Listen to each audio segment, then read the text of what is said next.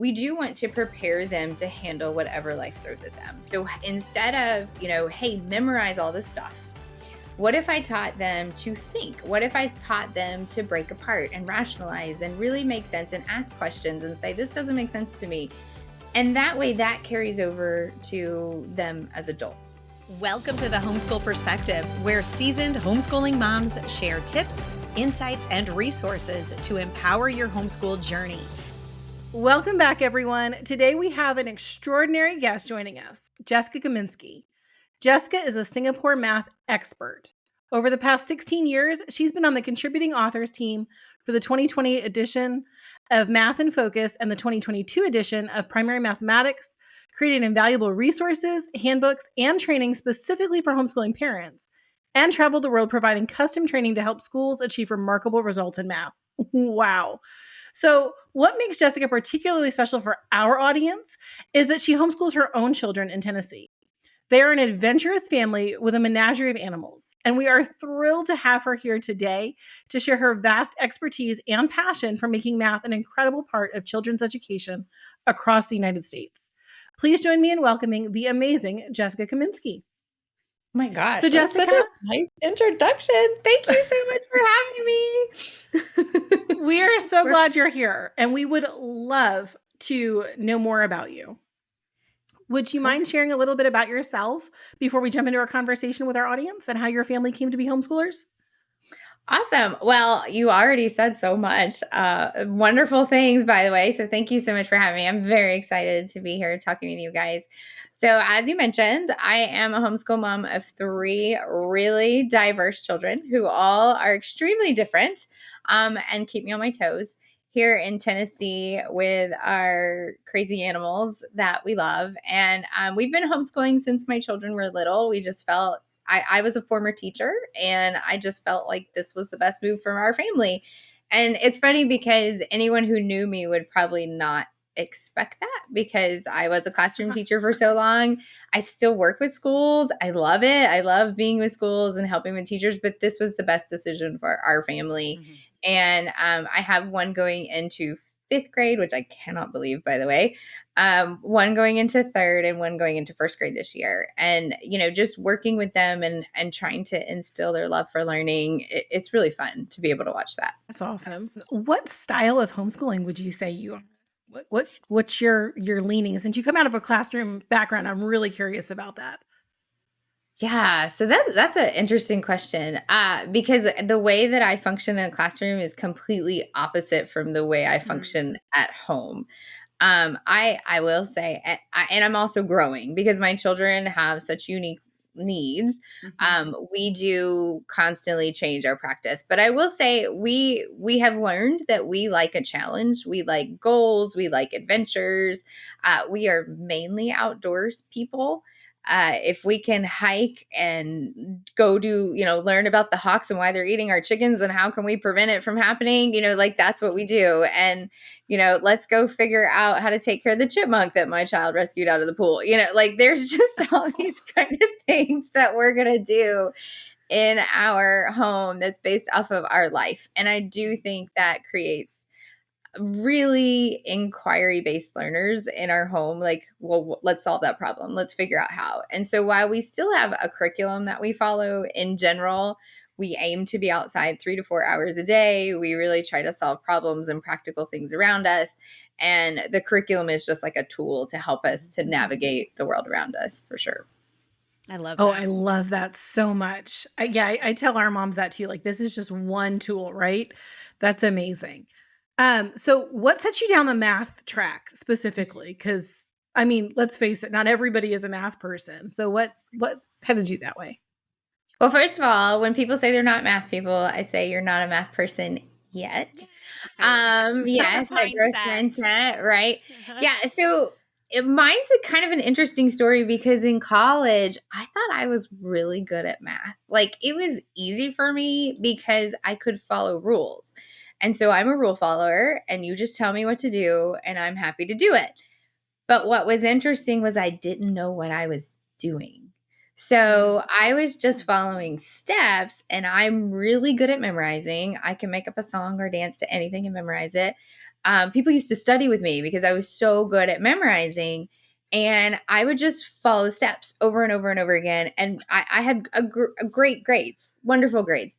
I That's did awesome. independent study pre-cal or no calculus, and I had no idea what I was doing. I just followed the steps and I made an A. But then I got into teaching, and children would ask these questions like, well, why do you do that? And what happens if this happens? And I'm like, I don't know. You just do it. That is So the reason we feel so we're not good at math is if we're not rule followers, if we're rule breakers. That may be Maybe. the okay. Maybe that's what it is. But it was funny because I started like it really questioned everything I knew about math. I was like, maybe I'm not good at math. Like maybe I don't know this. And I just started learning like why? Why do we do that? Why, when a child would ask me that question, I'm like, I don't know, let's figure it out. And so we started just kind of going down that rabbit hole.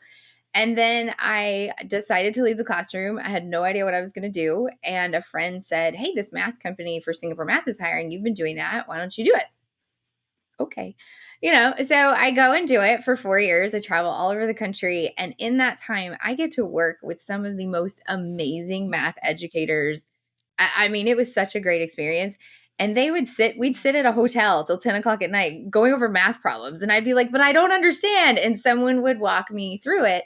And then it just made me realize like how many other people have the same experience I do. They don't know, and they don't have this opportunity to sit next to this amazing author or mathematician or yeah. whatever. And wouldn't it be great to share that with other people? Because many of us are walking around with just our own understanding, Mhm. but math it's like puzzles in that everything works together. It's a hierarchy, everything's connected. So when you understand one piece, you can understand the next piece. You just have to learn how they work together. And once you know that, you can do a lot of different math problems than you thought you could. That is so interesting because, like, you started off down a math track, just doing it like algorithm based, Mhm. which is like the complete opposite of Singapore math. Like Yep. it's like you learned math ed or whatever, that was in college and then totally relearned it after you were like when you were teaching or when you Mhm. were after you left and you were working with Singapore math. Like you totally learned a different approach and it made sense to you and now you're the expert. Like that's amazing. I love that. Lifelong learning. Yeah. It So is. I It is definitely. like you're amazing to me because I am not a math person yet. There you go. You're learning. Yeah. Allie and Rachel, are you guys like math people right now? I am. I I'm a figured. math I person. I love math. I believe I got to a place where I had followed the rules. I was always like type A, top of the class kind of thing. Got to a point in math where it wasn't coming easily to me Mhm. and basically struggled. And then I got assigned being a math teacher with a new program and I had 200 kids under me and I learned math so fast. Like it I was like it was because they were asking questions that I didn't have the answers to and I had to dive deeper. I wish I had had Singapore as an option or your resources as an option because trying to figure that out on my own was really challenging, but it was definitely something for me that happened later in life because it had to. And I'm so grateful because I think those thoughts, those ideas that I got in my head when I was younger about what I was capable of when it came to math would have really prevented me from doing other things. So I was grateful that that opportunity happened. But I do think that if we can solve that problem earlier, more doors would be open. Yeah. Yeah.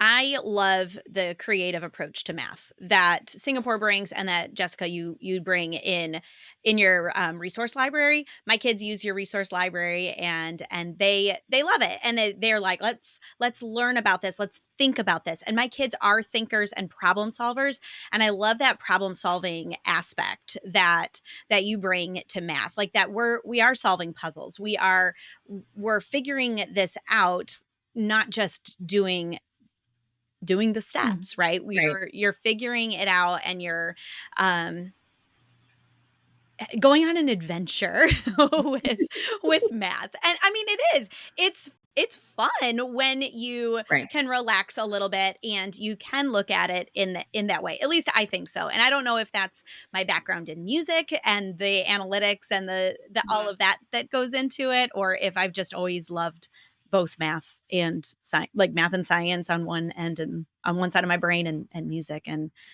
I don't know. I don't know. But what were you gonna say? Well, I was gonna say that's such a good point though, because and I think this is what's so different about Singapore's like their whole philosophy. They have a philosophy about education and math education. And it's not that I'm teaching you math, it's I'm Mhm. teaching you to think. Right. And Mhm. when you frame it that way, I feel like it kind of takes some of the burden off of like, oh, this is math. Like I got to know all these things. I've got to memorize this. But when I put it more in, I'm teaching you to be a problem solver. I'm teaching you to think. I'm teaching you to make connections, and consider that you're creating a better human being. Like that to Mhm. me is so cool. And to watch it play out with children, and I've been really fortunate to work with schools over the past 16 years where I get to see kids go all the way up from kindergarten and then watching my own children go all the way up from kindergarten. Their math understanding and the way that they look at something, it's just so cool. Where I'm sitting here like, hang on, let me write it down because, I had to follow the Mhm. steps, or let me grab my phone and check it with my Mhm. calculator. My son's like, why do you need to do that when you can just think about it as tens and ones and just multiply this and it's close to this? And I'm like, hang on, slow down for me. You're like, Stop let me being my catch up. teacher. But he's been created to like follow in that way. Yeah. And I just think like what a cool way for children to grow up as opposed to us trying to reverse it. Mhm. But Mhm. their brains are being created that way, and they're looking at the world around them as like, how do these connect? Where can I draw this on, and where have I seen this before, and how can I solve this problem? Can you Mhm. give us like a just a brief overview of Singapore and like how it's different from other math philosophies? You started to a little bit there. I never I'm a recent convert of Singapore. I was thanks to Jessica, honestly, because I knew her personally before we started using it, and she's like, "No, just use this," and I'm like, "Oh yeah, it is better." But I was afraid of Singapore for some reason. To me, it felt really lofty and Mhm. boring, just because like the I don't know why I never looked at it. I just never even looked into it because I thought that that was what it was going to be. And then when you showed me the curriculum and you showed me everything like how short the lessons were and how interactive they were and how it's learning through play. I'm like, oh, I'm doing this with my own kids, like with their more complicated, what I Right. called chaotic curriculum because it was so chaotic. They forced so much into each Mhm. lesson and had so much Mhm. review that it was like they, as curriculum writers, felt. I'm not putting down any other curriculum. So, but I felt like they were putting so much into each lesson with so much review. It was like, we gotta make sure we're not It's like forgetting panic. anything. It was like a panic curriculum. And then we switched over to primary mathematics 2022, and it was like, this is like expertly created and it's fun. So, anyway, not to take away from what you were going to share, but can you Well, please? so Singapore math, it's actually a trademarked word Okay. that was created here in the US to just signify the curriculum. So Okay. Singapore, very quick like elevator synopsis is that the country of Singapore, they need students who compete internationally because it's an island, right? Mhm. And in the 80s, they weren't. So their Ministry of Education was like, what do? We need to fix this because our children are not going to be able to get jobs. So all they did was look into how children learn. They just studied researchers such as Jerome Bruner, Skinner. They just looked at like how do children learn, and then they created a curriculum around it. That's all they did. And so nothing that they did is unique to them. It's Mhm. actually just really good research put into a sequential way. And then what happened when they started implementing it, they trained all their teachers, all that kind of stuff. They jumped to number one in the world and they've stayed in the top three. And even post COVID, the last test results that came out, they went ahead a grade level, whereas everyone else fell back a grade level post Hmm. COVID. So it just goes to show that it's research based. And I am happy to see in the past 5 to 7 years, there's more curriculums that are saying like, oh, wow, we need the concrete approach. And so you are seeing that move into other areas, but their big focus is students always work concretely first, that they need to experience it, they need to understand it. And then they learn visual techniques to help them memorize. So, like, instead of picturing a number three, you might picture three as dots and like picture what those dots are. Maybe you use a bar model or a number bond or something to help you relate the meaning to that as opposed to just these random symbols. And then again, it's all about thinking. So, you're going to see a lot of word problems, a lot of multi step problems. And they even challenge every single lesson. They do fewer problems and they vary those problems. So you're not going to see a lot of repetition. You're going to see, oh, okay, you did this one. Let's see if you can do the next one. And let's see if we can do the next one. And they build an intensity. So it's really cool because, you don't need to do it 20 times. You can do it a couple times and then you can show understanding and you can continue to grow. And I always tell my children and students I work with, I'm like, wow, you were really good at number two. I wonder what's going to happen at number three. And they love to be like, oh, let's see how it's different. Let's figure it out. And you're encouraging that thinking and that problem solving as they go. So, it's nothing crazy unique. It's just really thinking about how do children learn best. And then, Rachel, like you said, a very thoughtfully created curriculum because not just anyone can write a math. I mean, math and reading, those are the two that I'm like, those really have to be researched well. You can write a history program, you can write a science program, but there is a science to learning to read. There is a science to learning math and a sequential order that needs to be considered.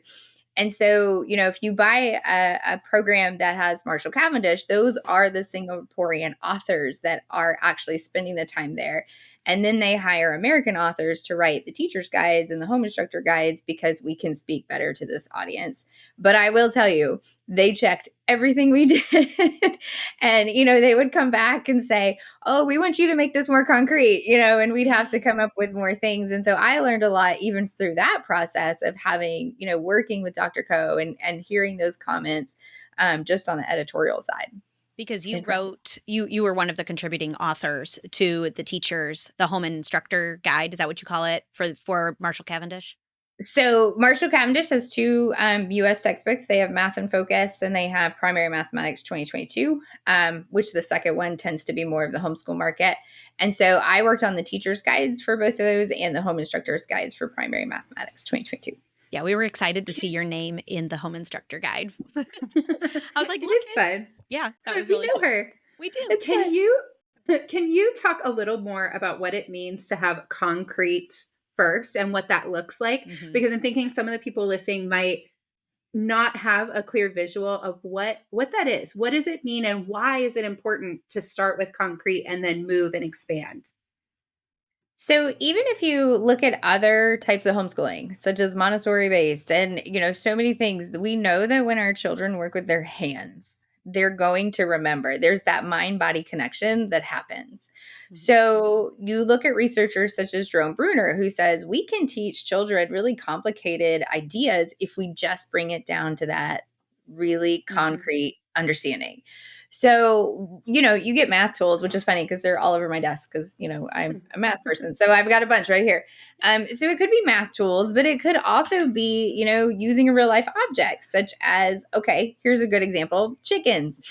We have to put our chickens up every night. We have some brown ones and some gray ones. And so when my kids were little, I'd be like, how do you know we have all the chickens? And they would say, well, there's 3 brown and 2 gray. So I know we got 5, and again, that's that real life connection. And we're making that connection. So one of the big beliefs is that every time a child is introduced to a new concept, even if they're a 6th grader and they're learning ratio for the first time, they should have we were there this past year. They should have some kind of material that they can manipulate, they can play, and they can say, okay, how does this work? And the more real it can be, the better. However, we know sometimes we have to use, math tools or pennies or whatever that may be. But when our students connect that, it's now creating an experience. They're going to say, I remember when we did this, that, and the other. And so you're building that long-term memory because you're building it with a concept with an experience, and they're matching together. That is I'm so just cool. curious, Lisa, when you hear that, does that make you think, oh, wait, maybe that yet could be true? Because I Well, feel like that's. yeah. Like, well, and it's funny because we do what I call lifestyle math, right? Like the math that's just a part of cooking and our chickens and things like that. We do those things.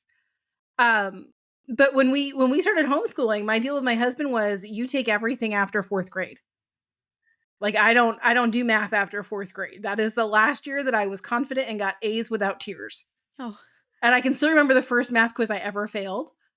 Mrs. Baker's class in 4th grade, and that was the beginning of the end for me. I cried. It was the first time I'd ever gotten below a 90 in my life, and I got a 46. Oh, I know, like or it that's on wasn't the even an 80. teacher. I went from like a 90 something to a 46. That's on And the it was teacher. so traumatic. So I'm listening to you talk about that, and I'm going, yeah.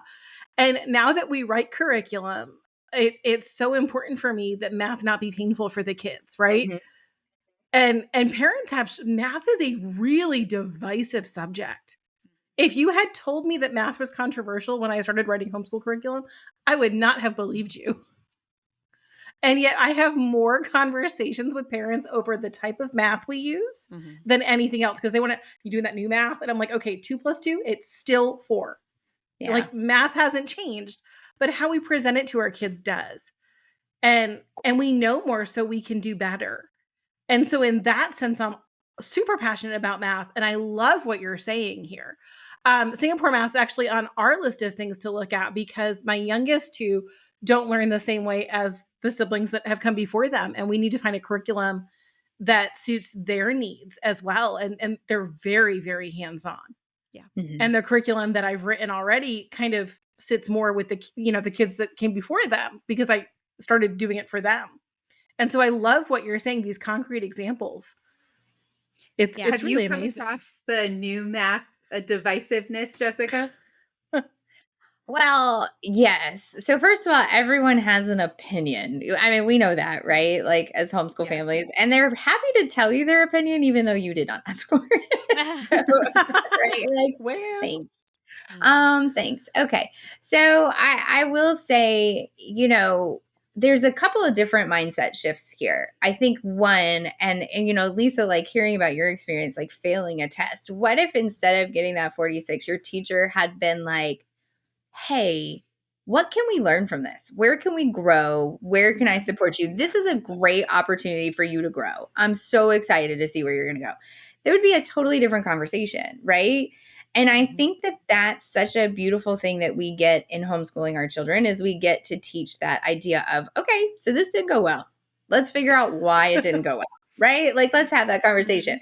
One of my children, he's so funny, like great, because I do have that mindset grades. He's like, it's pretty good. It's not bad. I'm like, could we, could I we have do a little better? expectations for you Right. And he's like, than you might have. I know. He's like, well, it's half right. I'm like, okay, let's keep going. I Already love those. successful. I So got there's one of definitely those. that. But I do think that mindset shift. And I also think that again, people come with the best intentions in thinking like, well, I learned math and I'm okay and I'm successful or whatever. And I think what we have to inform our parents and just to let people know is that our children are not walking into the same world that we were Mm. walking into. Mhm. The Mhm. jobs that our children will have not even been created yet. Yeah. And what we have to do is while there are certain, things that will always be true, we do want to prepare them to handle whatever life throws at them. So instead of, hey, memorize all this stuff. What if I taught them to think? What if I taught them to break apart and rationalize and really make sense and ask questions and say, this doesn't make sense to me? And that way that carries over to them as adults. So when people tell me when they see like a mental math strategy, that's usually where it comes up. Is it's mental math or drawing a visual or doing something. They're like, why do we have to do that? Why do they have to do that? why can't we just write the answer or do an algorithm or do all those kind of things? It's like, because that's a shortcut. And shortcuts are great and shortcuts are necessary. But what if I need more? What if you're explaining to me how to cure a disease and you're telling me the makeup of this disease and you can't explain to me how to break it apart? Like, that's a problem. And so it's not new math. It's just in our generation, particularly, they decided that we were just going to teach children to memorize. Mhm. And so most of us grew up with the factory worker mindset of like Mhm. repeat, follow, repeat, follow, repeat, follow. And so many of us are now struggling. I mean, how many people do you hear? I just want you to tell me what to do. Yeah. I just want you to tell me exactly what to do because I don't want to think, I don't want to make these decisions. Well, we don't, our children's jobs that are all these like, tech based and all those kind of things, they're going to have to problem solve. Right. And so Mhm. instead of viewing it as this new math, it's new to me because I didn't learn that way, but it's not new in general. As you said, Lisa, math is still math. Like it's still the same thing. We're just focusing more on meaning and why and not just the end result. And it's Mm. almost like we're attaching um another, like, maybe think of like a just you're attaching a different subject to the subject of math, like that Right. critical thinking, that problem Yeah. solving, the skills that they're learning from doing math, this maybe new way to you, right? This in this different way and thinking through it is teaching them more than math. We're after more than math in Hmm. this. It's, yeah, we can teach kids to memorize like we were taught, and we could teach our kids, to follow the algorithm, but where does that leave them at the end of school, when they're launched into the world and they don't have problem solving skills? Like that is just a natural place to put it is with math, because Hmm. it's it's the concrete. It's so there, but it's so necessary in order to solve those problems that we have, not just math problems, not just math, Right. like all Right. the problems. Right. Well, and I think it's so interesting that if we were reading a book and you came across a word you didn't know with your child, Mhm. and you're like, man, I don't, and both of you sat there and said, I don't know what this word means, you guys would look it up, right? And you would Mhm. not feel bad about yourself. You would not be like, I am a horrible parent or a horrible teacher because I don't know what this word means.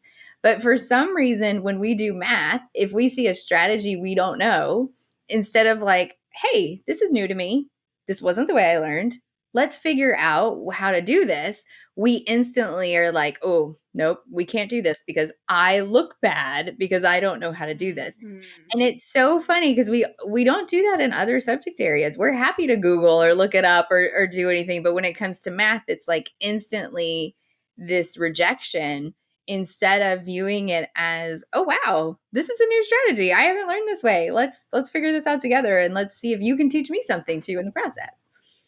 It's the Yeah. 46%. It's getting like, but really, I mean, as you guys are talking, I'm going, the people I've worked with so many homeschooling families and I've heard this over and over, like, but how much do we really need math? Like what, like how far Right. do we have to go? But the thing is, like, as you're outlining the way that math in and of itself, like if you go back to Pythagoras, it was always about thinking. It was always Yeah. about learning how to think and how to solve problems. Not necessarily like Susie has 8 seashells and Johnny has 9, but like actually thinking through problems and critically thinking and looking at different angles. But the way that we approach it largely in the United States, or the way we most of us experienced it, was very much like, do as you're told, do this, do that, check the box, check the box. And It when got we couldn't check the box, it was 46% and all shame. So that critical thinking piece got completely Yeah. missed. And so many Yeah. homeschooling families are homeschooling because they want critical thinking. And we are totally overlooking that math is one of the cleanest paths to that. Whoa. Like mind blown with what you're saying here. Amazing. But it is, Well, there's so much yeah, hurt in math because it was checking box and not understanding. I Well, totally agree. Oh, go ahead, Lisa. yeah, I would say, Jessica, what you bring to the table is so important, and so many more moms need to hear this because especially with homeschooling, moms really do struggle with feeling like they're good enough or smart enough to teach their kids. And most of us, especially if we were traditionally educated and not homeschooled ourselves, have come up against subjects where we just failed to hit the mainstream standards well. And we hit this struggle, and there wasn't an accommodation or a rationale for it. And the reason I didn't like math was because it was so formulaic, but there was never an Mhm. explanation of deeper or why. But when I was waitressing, I could tell you what 15% was and what percentage my tips were every Yes. single table, right? Yes. And I can cook and convert. And if I have only tablespoons to work with and I'm missing a quarter cup, I know how many and I can do that. And it was years before I admitted that I used math more than anything else Mhm. that I had been taught in school. Yeah. And it's really the new math we're talking about. As I'm teaching my kids, it's really neat because I realize that they're doing math the way I actually thought about it.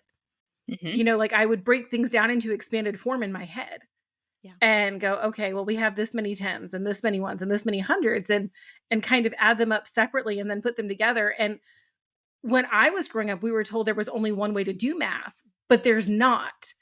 And I think that's the most exciting part. And that's what you're saying. The kids get to understand what they're doing, not just show up and do it. And as you said, it's that throwback to that industrial revolution mindset where we're training factory workers or we're training kids. And so I love math as a gateway to raise free and independent thinkers. That's beautiful to me. Well, and it's interesting to me. I have heard that same testimony of that was the way that I thought about it, but I didn't do well in math because you were rated on a memorization, follow the steps, and your brain was not thinking that way. And that's where I've heard that from so many people who are like, when I show them a problem, they're like, that's the way I've always thought about it, but I thought it was wrong. And I think that again, how many of our children are saying that too? Like we show them a way, but because we only show them the one way, they're going, okay, I'm following along. But that's totally not the way I thought about it. Whereas, because another part of Singapore math is, can you show it in another way? Is there another Mhm. possibility? Which a lot of people are like, do I really need to do it three ways? And I'm like, yes, because you need to show this meaning and you need to challenge your student. You only have four problems. You can show more than one way and four problems. Like you can do that. And so I really like, thinking about how can we change our history and let our children grow from our experiences while growing with them. I hated history as a kid because I was taught to memorize facts, but then when I started teaching I history, think Allie just cried. I know, and That's her and her I have talked thing. about this, but when I started reading picture books to my children that actually like set history in context, I Mhm. Mhm.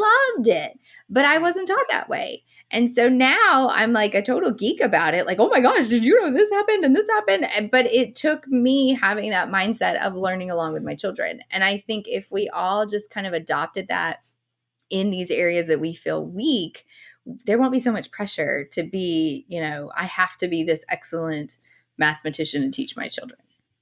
So, what would you say to our kids who say they don't need to learn math because they have calculators? Ooh, good one. Because I Well, do. One of my kids asks me that on the regular, and I'm like, I need a better answer. So, how do you know that the answer on your calculator is correct? Hmm. So, and that's one thing I tell, Rachel's because I mean, here. how many times have you made an error, like typing in a number? Or I know on mine, sometimes on my phone, like it'll keep adding instead of going to the equal sign. Like I've had that happen. And I have to look at the answer and be like, that doesn't seem right. Like there's something Mhm. off here. So, what I tell children is technology is great. Like when people say, why do we need to learn about money? I'm like, because money's skip counting. You're right in that not many people are walking around with a lot of money like in their hands anymore. Everybody's using technology, but money is a great example of skip counting. So is the clock. Like again, analog yes. clocks, they're not used, but it's a great skip counting tool. So, it's more about keeping that number sense. So, I would say calculators are wonderful. Remember when your teachers told you you're not going to walk around with a calculator in your pocket? I do. And yet, I've got here one we on my are. Boy, were wrist. they wrong. Yeah. I've got Our one right teachers were here. wrong. So yes, we do have that, and they are great, but you still need to be able to reason, to look at your answer and say, hey, this seems right. or maybe it's off, or maybe it added or multiplied instead of dividing. So you still have to have that reasoning and those rounding and estimating skills in order to use that calculator. That is the best answer to Yeah. that question that I've ever heard. Yeah. I'm not blowing smoke, I swear. I feel like that's a question that I've been hearing since I was getting my first teaching credential. Mm. Because, and it's just this like rote, like, you can't use a calculator, don't use a calculator. And then in IEP discussions and special education, there's always these discussions around having charts and calculators. Mhm. That makes so much sense. And now, as we're seeing AI come to resurgence, like, we cannot just blindly trust Right. what has been coded for us. Like, we have to think about it. I will be using that. I I have was going to say, my kids will be listening to this episode. I have a one of my kids is he's still struggling to get the problem solving and like what we're uncovering with math. He's still struggling to get that. And so he kind of like sees a word problem, he gets instantly overwhelmed by it, and he just starts to like do stuff with the numbers. You know, he just like, and so I will let him use the calculator and and use it and get it wrong. And I know because he's like this number and it says takeaway in there somewhere, like he just does it all wrong. And I'm like sitting there watching him and I'm like, okay, let's break it down. So I let him fail and I let him see that just because he has that calculator, because he has an Apple Watch too, and so he's got a calculator on his wrist at all the time. He asks Siri, like he's like, hey Siri, what is this minus that? Like he does that instead of even like going and plugging in the numbers on his little teeny Oh tiny my calculator gosh. on his wrist. I know, like these kids. But that's been really helpful for him to see that, you have to use this as a tool. Like you can take your calculator with you anywhere you go, but that doesn't mean that you solved the problem that you were setting out Mhm. to solve because you forgot the first step. The first Yeah. step is, what is the problem? What are we trying to figure out What here? operation is being used? Well, Yeah. no, just Yeah. like, what is this question asking? What are Mhm. we solving? Like, what are we trying to figure out here? Like, if you don't start there and you just start grabbing numbers and doing stuff with them, then you're gonna get the wrong answer if you use a calculator or not. So I think that's like the biggest hurdle that he's having to overcome is that first step. What's the problem? What is being asked? When I was growing up, my dad was always like, let's draw a picture. Let's draw every single. So maybe that's why I don't have math trauma because my dad was always like there, like teaching me like concrete to abstract. Like he followed that, and so he's an engineer, so That but is he would. bravo to your dad. I He know. gets I was going extra to say, that's really extra cool. I points. mean, dad wins, right? Oh yeah. Oh yeah. We hated it at the time. It was okay. Also, this, Jessica, you will appreciate this. My dad, you know, he thinks differently than the curriculum writers of the current math book we were using in our school. He thought differently than my teacher. And I remember being at the kitchen table in tears because I'm like, that's not the way they told me to do it. Like just in tears because my dad is showing me a different way. But it taught me so much just by going through that struggle of having to learn a different way. And then I was like, I would go to school the next day and be like, my dad showed me this and he showed you. And I challenged my teachers on it too. I was like, well, my dad showed it to me this way.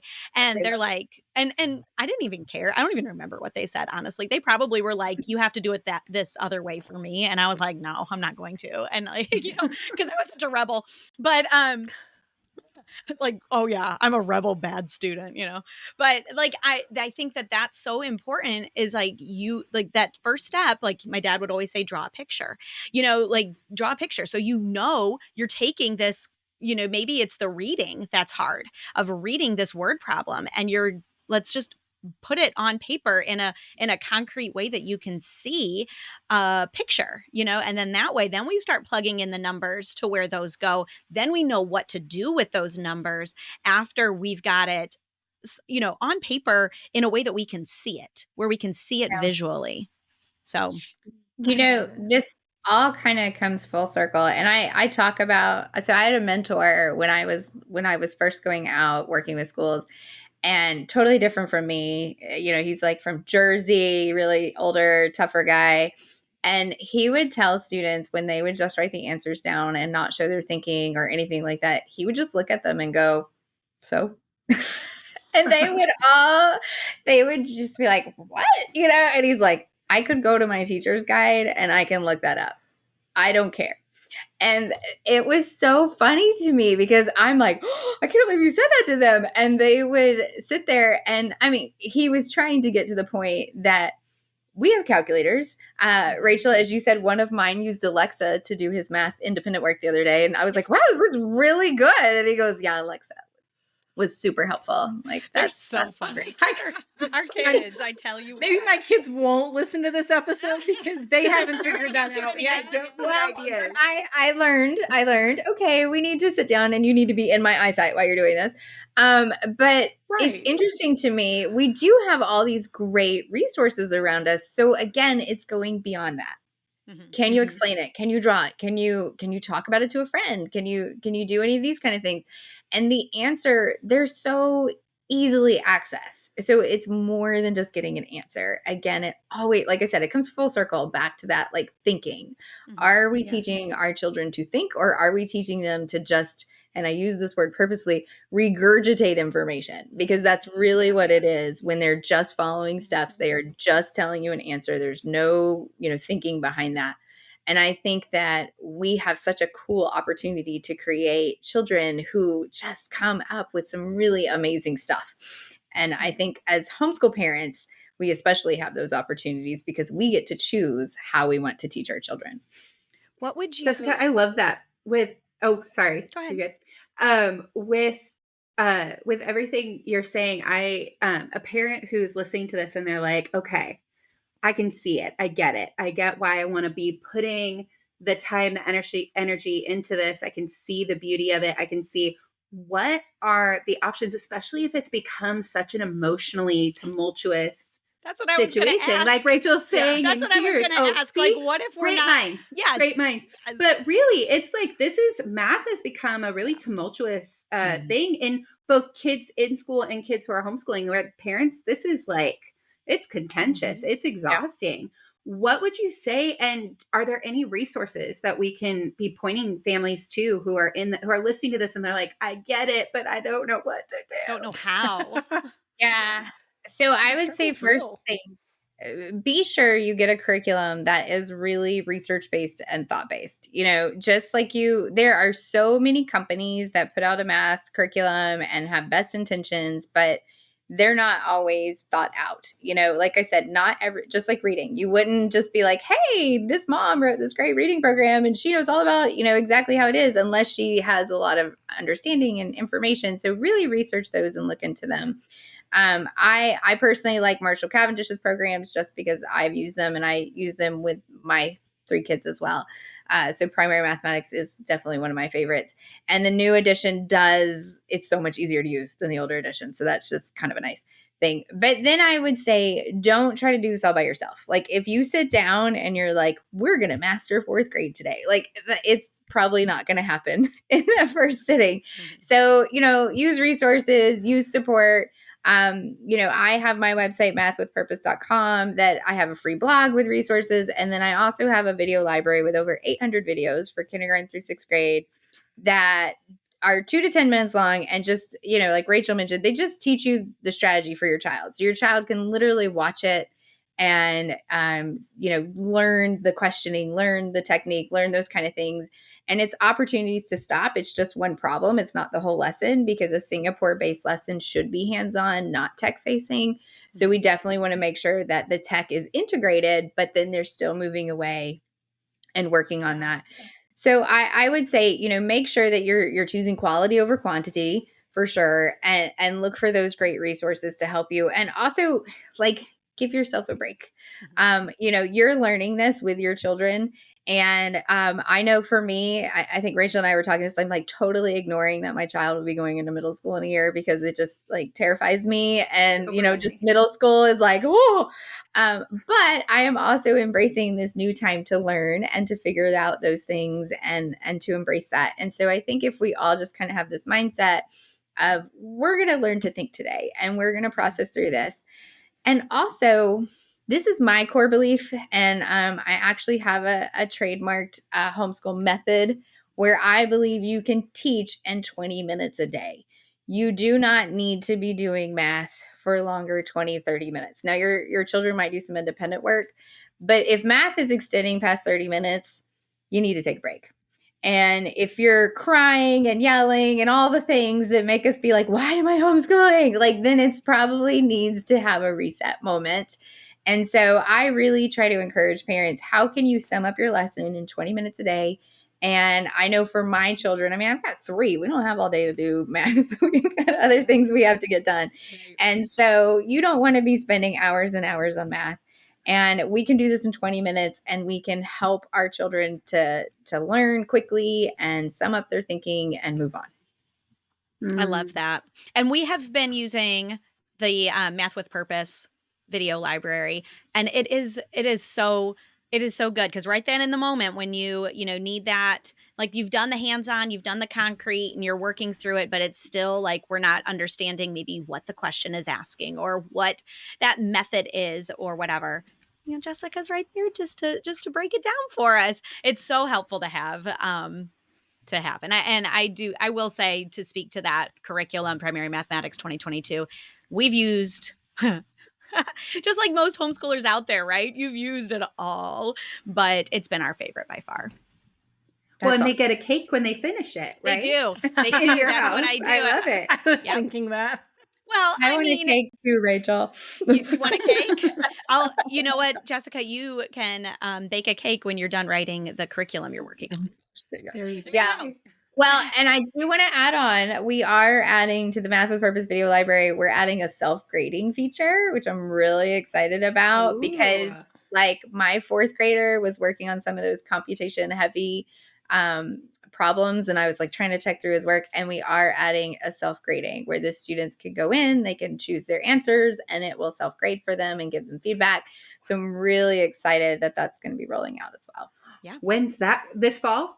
So hopefully Is in the that next what you few said? months. Yeah, it's in progress. We're gonna start with the chapter 1 for each grade level so that you can get going, and then we'll just keep going and get it finished. Yeah. And finding all these wonderful resources is the best way to get an announcement about that on your website, on your social. Where should we tell everyone to go find you? So it's mathwithpurpose.com, or you can check me out on Instagram, which I'm trying to be way more active on at Math with Purpose. And yeah, I just love hearing from other families. And it's so fun, especially if your children do use the videos, when I get to meet them and stuff. And they're like, "Miss Jessica," you know, because I feel like I'm teaching thousands of children all over the world. So it's so cool. It's great. That is Oh, I love fantastic. it. Thank you Thank you so so much much. for being here today. I love giving a new frame around math for so many people because critical thinking, I think, is at the forefront of so many parents' minds right now. And this is such a beautiful way to bring something that we may have some trauma or, upset about into something that we also desire. So thank you so much for your time, Jessica, and for sharing these wonderful resources. We loved having you and hope to have you again someday. Thank you for having me. This was so fun. It's like talking with your girlfriends about homeschool math. Love it. It's great. We'll see you soon.